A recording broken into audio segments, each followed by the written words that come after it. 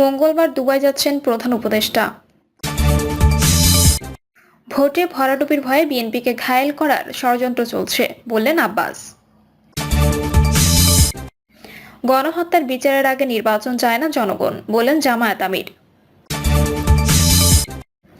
Strategy and policy ফোরামের গবেষণা, শেখ হাসিনার বক্তব্য নিয়ে 94.8% নেতিবাচক প্রতিক্রিয়া। এবং সর্বশেষ জানাবো, রংপুরে মা মেয়েকে হত্যা, অভিযুক্তের বাড়িতে অগ্নিসংযোগ। শুনছিলেন সংবাদ শিরোনাম, এবারে বিস্তারিত। মঙ্গলবার দুবাই যাচ্ছেন প্রধান উপদেষ্টা। সংযুক্ত আরব আমিরাতের বৃহত্তর নগর দুবাইয়ে যাচ্ছেন অন্তর্বর্তী সরকারের প্রধান উপদেষ্টা অধ্যাপক মোহাম্মদ ইউনূস। সেখানে অনুষ্ঠেয় ওয়ার্ল্ড গভর্নমেন্ট সামিটে তার নেতৃত্বে বাংলাদেশ প্রতিনিধিত্ব দল অংশ নেবে। রফিকুল আলম জানান, আগামী 11 থেকে 13 ফেব্রুয়ারি দুবাইয়ে ওয়ার্ল্ড গভর্নমেন্ট সামিট 2025 অনুষ্ঠিত হবে। সম্মেলনে অংশগ্রহণের আমন্ত্রণ জানিয়ে আমিরাতের উপরাষ্ট্রপতি ও প্রধানমন্ত্রী এবং দুবাইয়ের শাসক আমির শাইখ মোহাম্মদ বিন রাশিদ আল মাকতুম গত 13 জানুয়ারি প্রধান উপদেষ্টাকে একটি আমন্ত্রণ পাঠান। এর পরিপ্রেক্ষিতে প্রধান উপদেষ্টা উক্ত সম্মেলনে অংশগ্রহণ করবেন মর্মে সম্মতি প্রদান করেছেন। রফিকুল আলম বলেন, এবারের সম্মেলন সরকারগুলোর মধ্যে কার্যকরী অংশীদারিত্ব ও বৈশ্বিক মত বিনিময় এবং সহযোগিতা বৃদ্ধির মাধ্যমে সরকার ও জনগণের মধ্যকার সেতুবন্ধন সৃষ্টিতে প্ল্যাটফর্মটির উদ্যোগ অব্যাহত রাখবে। প্রধান উপদেষ্টার সম্মেলনে যোগদানের মাধ্যমে বৈশ্বিক বিভিন্ন চ্যালেঞ্জ মোকাবেলা করতে তার চিন্তা এবং বৈশ্বিক বিভিন্ন ইস্যুতে বাংলাদেশের অবস্থান তুলে ধরার সুযোগ রয়েছে। তিনি বলেন, একই সময়ে প্রধান উপদেষ্টার সঙ্গে বিভিন্ন দেশের রাষ্ট্র অথবা সরকার প্রধানদের দ্বিপাক্ষিক বৈঠকের সম্ভাবনা রয়েছে। প্রধান উপদেষ্টার সফরকালে এ সম্মেলনে অংশগ্রহণকারী রাজনৈতিক ও ব্যবসায়ী নেতাদের সঙ্গে তার সৌজন্য সাক্ষাতের সম্ভাবনা রয়েছে। ভোটে ভরাডুবির ভয়ে বিএনপিকে ঘায়েল করার ষড়যন্ত্র চলছে বললেন আব্বাস। ভরাডুবির ভয়ে অনেকে নির্বাচন চান না এবং নির্বাচনের কথা বললে তাদের গাত্রদাহ হয় বলে মন্তব্য করেছেন বিএনপির স্থায়ী কমিটির সদস্য মির্জা আব্বাস। তিনি অভিযোগ করে বলেন, বিএনপি ক্ষমতায় যাবে এই ভয়ে বিএনপিকে ঘায়েল করার জন্য দেশে বিদেশে ষড়যন্ত্র হচ্ছে। মির্জা আব্বাস বলেন, বিএনপিকে বিভিন্নভাবে দোষারোপ করা হচ্ছে, এমনকি বিএনপিকে ইসলাম বিরোধী দল হিসেবে বলার চেষ্টা করা হচ্ছে। মির্জা আব্বাস বলেন, বিএনপি নির্বাচনের কথা বললে অনেকের গাত্রদাহ শুরু হয়। একটি গণতান্ত্রিক দেশ ভোটাধিকার ছাড়া চলতে পারে না। ভরাডুবির ভয়ে অনেকে নির্বাচন চান না। দেশে অস্থিতিশীল পরিবেশ সৃষ্টি করতে কোনো না কোনো জায়গা থেকে বাতাস দেওয়া হচ্ছে। বিএনপি দেশে অশান্তি সৃষ্টি করতে দেবে না। বিদেশে বসে অনেকে তরুণদের বিশৃঙ্খল করেছে, অতি উৎসাহী করে তুলেছে। এ বিষয়ে সবাইকে সচেতন থাকার আহ্বান জানান তিনি। সরকারের উদ্দেশ্যে আব্বাস বলেন, সরকারকে সঠিক রাস্তা দেখানোই বিএনপির উদ্দেশ্য, বিব্রত করা নয়। 31 দফার মধ্যে সব সংস্কারের রূপরেখা আছে। 2023 সালে এসব সংস্কারের কথা বিএনপি বলে রেখেছে। তিনি বলেন, অনেকে গণঅভ্যুত্থানে বিএনপির ভূমিকা অস্বীকার করার চেষ্টা করে, কিন্তু দীর্ঘ সময় পুলিশের বুলেটের সামনে দাঁড়িয়ে আন্দোলন করেছে বিএনপি। জুলাই আগস্টেও সরকারের পতনে বলিষ্ঠ ভূমিকা রেখেছে বিএনপি। গণহত্যার বিচারের আগে নির্বাচন চায় না জনগণ বললেন জামায়াত আমির। 24-এর গণহত্যাকারীদের বিচার না করা হলে জাতিসংঘে বেইমানি করা হবে। এই হত্যার বিচারের আগে জনগণ নির্বাচন চায় না বলে মন্তব্য করেছেন জামায়াতে ইসলামের আমির ডক্টর শফিকুর রহমান।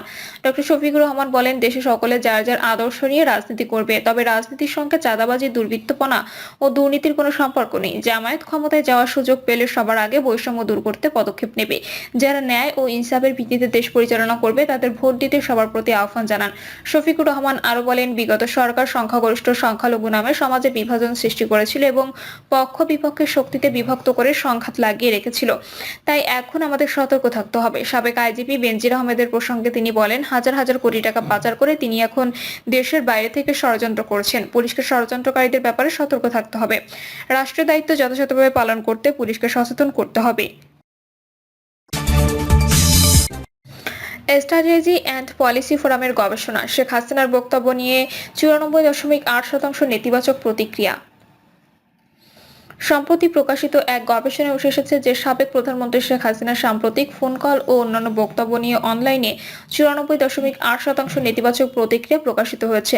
এর মধ্যে মাত্র 5.2% প্রতিক্রিয়া ছিল ইতিবাচক। এই গবেষণা বাংলাদেশের রাজনৈতিক প্রেক্ষাপটে একটি উল্লেখযোগ্য বিষয় হিসেবে উঠে এসেছে, যেখানে প্রধানমন্ত্রী শেখ হাসিনার বক্তব্যের প্রতি জনমত কতটা নেতিবাচক তা পরিষ্কারভাবে প্রতিফলিত হয়েছে।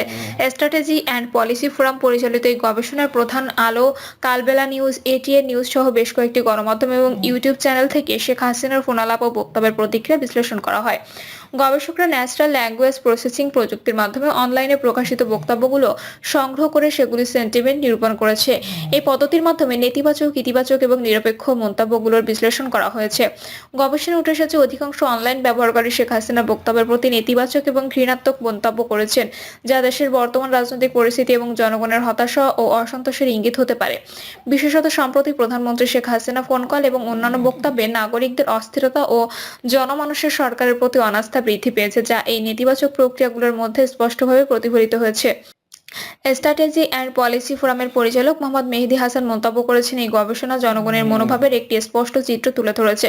শেখ হাসিনার ফোন কল ও বক্তব্যের প্রতি যে ব্যাপক নেতিবাচক প্রতিক্রিয়া এসেছে তা দেশের রাজনৈতিক পরিস্থিতি ও জনগণের অভ্যন্তরীণ ক্ষোভের প্রতিফলন। ফোরামের পরিচালক মাহবুব নাহিদ বলেন, আমরা এই গবেষণার মাধ্যমে জানাতে চাই, শেখ হাসিনার সঙ্গে আরো কোনো সমর্থন নাই, তবে তার কথা বলা বন্ধ করা দরকার। সরকারের পক্ষ থেকে যদি এই বিষয়ে কোনো কার্যকর পদক্ষেপ না নেওয়া হয় তবে জনগণের ক্ষোভ আরো বৃদ্ধি পেতে পারে।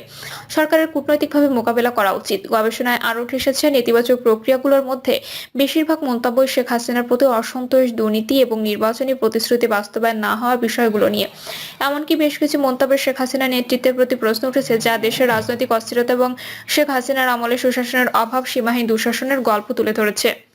রংপুরে মা মেয়েকে হত্যা, অভিযুক্তের বাড়িতে অগ্নিসংযোগ। রংপুরে মা মেয়েকে হত্যা, অভিযুক্তের বাড়িতে অগ্নিসংযোগ।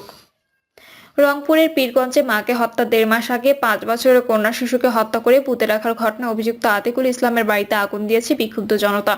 এ সময় তারা গ্রেপ্তার আতিকুলের সর্বোচ্চ শাস্তি নিশ্চিত করার দাবি জানান। পুলিশ জানায়, গত 7 ফেব্রুয়ারি দুপুরে উপজেলার চত্রা ইউনিয়নের বদনাপাড়া গ্রামের পাশে মরিচক্ষেত থেকে মাথাহীন এক নারীর মরদেহ উদ্ধার করা হয়। পরে পুলিশ নিশ্চিত হয় হত্যার শিকার দেলোয়ারা বেগম নীলফামারী জলঢাকা উপজেলার বাসিন্দা।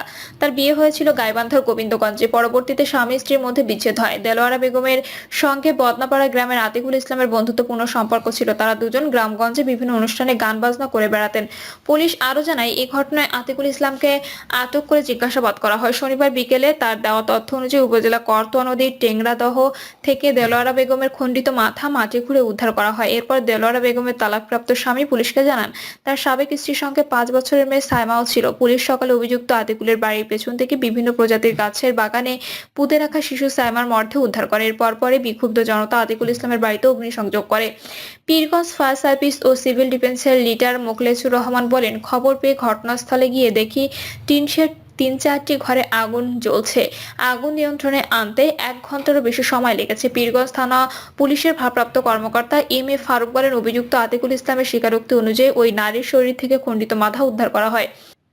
শনিবার রাতে জিজ্ঞাসাবাদে দেলোয়ারা বেগমের 5 বছর বয়সী শিশুর কন্যাকে 1.5 মাস আগে হত্যা করে পুঁতে রাখার কথা স্বীকার করেন তিনি আরো জানান, রোববার সকালে আতিকুলের বাড়ির পাশে সুপারি বাগান থেকে শিশু সাইমার মরদেহ উদ্ধার করে ময়নাতদন্তের জন্য রংপুর মেডিকেল কলেজ হাসপাতালে পাঠানো হয়। শুনেছি ঘটনাটি জানাজানি হলে বিক্ষুব্ধ জনতা আতিকুলের বাড়িঘর আগুনে পুড়িয়ে দিয়েছে। আদালতে একটা শুনানিতে থাকার কারণে তিনি ঘটনাস্থলে যেতে পারেননি বলে জানান। প্রিয় দর্শক, এই ছিল এখনকার সর্বশেষ সংবাদ। আপডেট সব সংবাদ পেতে চ্যানেলটি সাবস্ক্রাইব করে বেল আইকনটি ক্লিক করে রাখুন।